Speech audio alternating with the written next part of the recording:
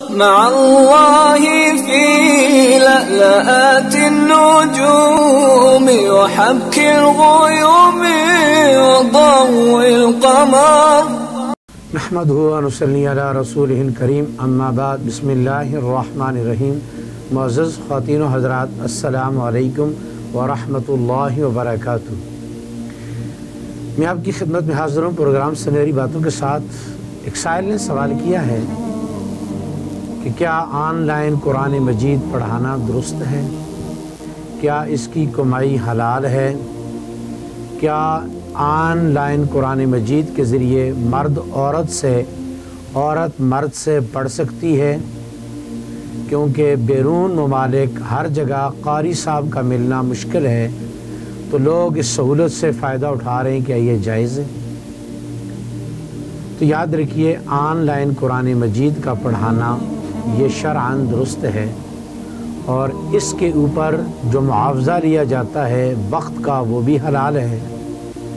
باقی مسئلہ یہ رہ گیا کہ مرد کا عورت سے پڑھنا اور عورت کا مرد سے پڑھنا، اس کے حوالے سے فتنے کا اندیشہ نہ ہو، مکمل طور پر یقین ہو، تو پھر تو اس کی اجازت ہو سکتی ہے، لیکن عام طور پر فتنے میں مبتلا ہونے کا ڈر ہے۔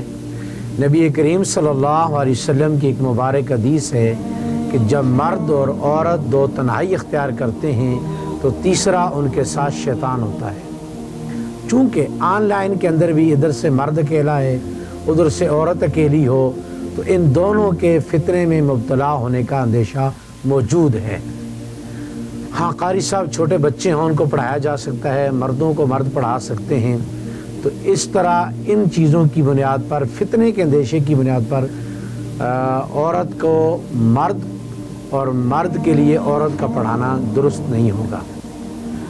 اس کے علاوہ بچوں کو پڑھانا اور مرد کا مردوں کو پڑھانا اور عورت کا عورتوں کو پڑھانا بالکل درست ہے۔